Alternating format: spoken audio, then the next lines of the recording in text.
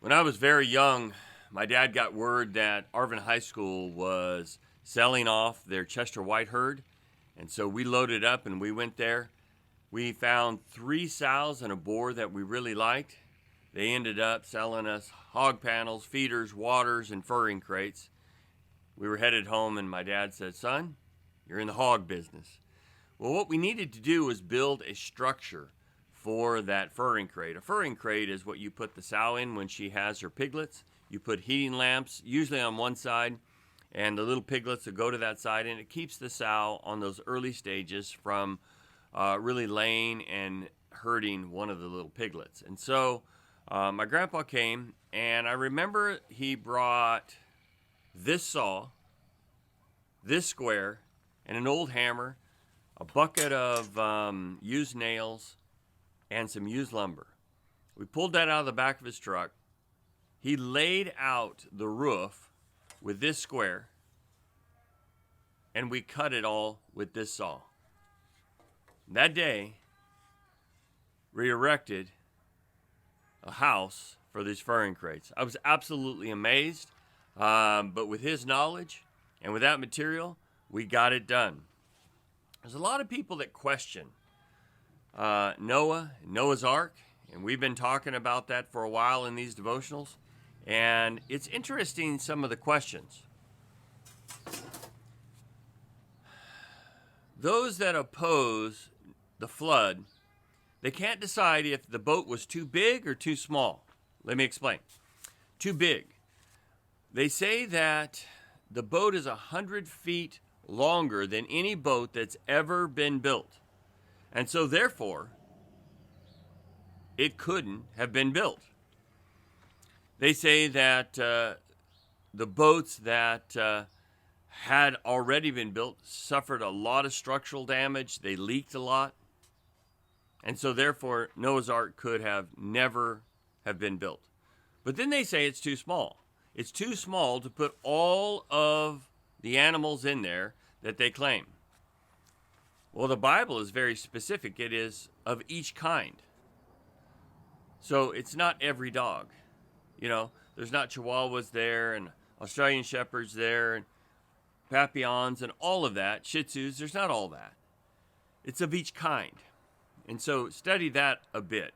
And the other thing too, and I know they have an issue with this, is if you've got a large animal, like a giraffe or an elephant, would you bring on a adult or would you bring on a juvenile? You probably would bring the smaller one on. And God, knowing the size of the ark that he built, brought the animals that would fit inside the ark. Now, as children of God, we believe this and we don't have a problem with this at all. They also have an issue with his shipbuilding skills. That surely Noah, there's no way that he could have built this because he had no experience whatsoever.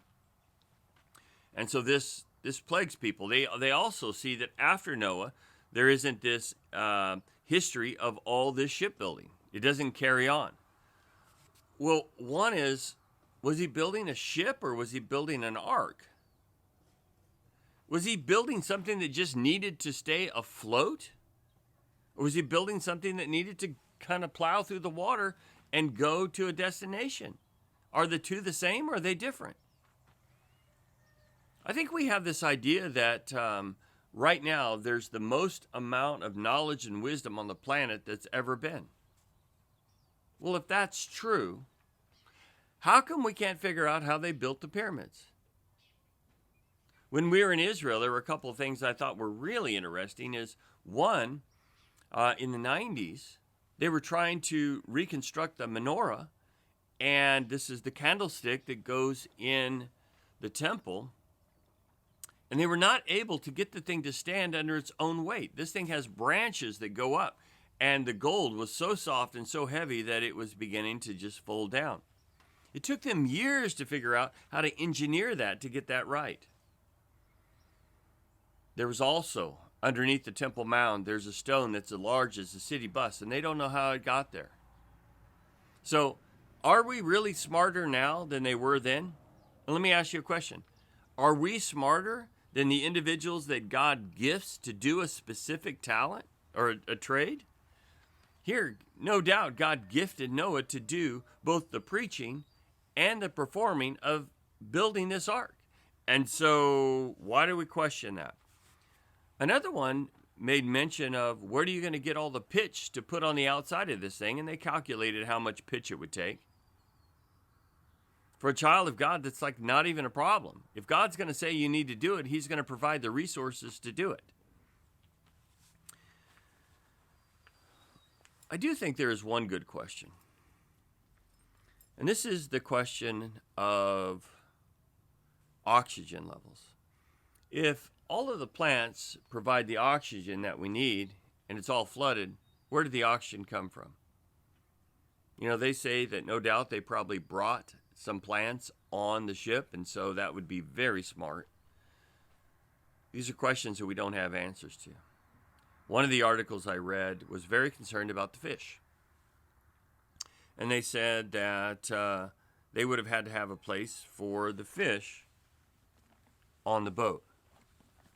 And they, strangely enough, they reference Genesis chapter 7. It says in verse 4, "For yet 7 days I will cause it to rain upon the earth, 40 days and 40 nights, and every living substance that I have made I will destroy from off the face of the earth." Off the face of the earth. And then you go to verse 23, it says, "Every living substance was destroyed, which was on the face of the ground, both man and cattle, and the creeping things, and the fowl of the heavens. They were destroyed from the earth. And only Noah remained alive, and they that were with him in the ark." Doesn't say anything about fish. And yet this article went on and on and on about how it was impossible. It seems to me that if you want to believe that there is no God, you'll go to great lengths at it. And you'll dismiss things that are really, really evident. If you go to the Grand Canyon, you'll see that this was cut through a mountain.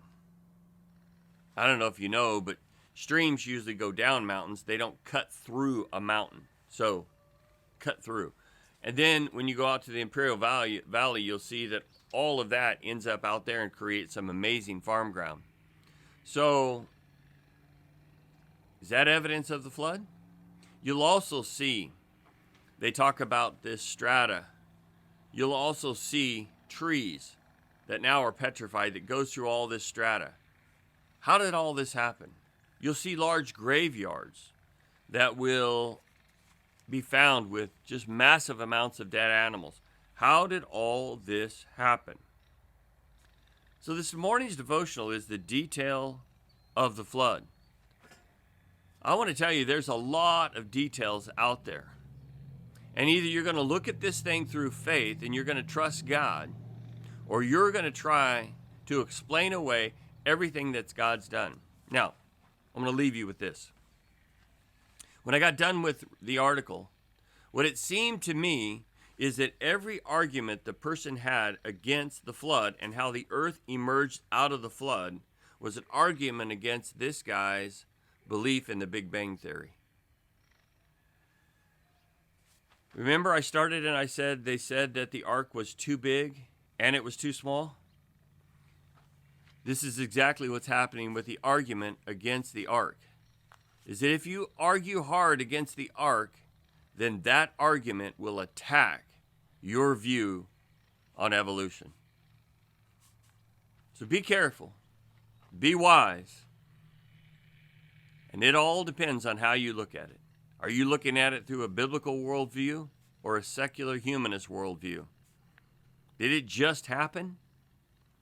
Or did God make it happen? Because I tell you that if God created the heavens and the earth, rescuing a few humans and a few animals is not a hard thing for God. I don't know what you're dealing with today, but whatever it is, you can trust in God that He'll get you through that storm. Take a look at the evidence. God bless you. Thank you for your time.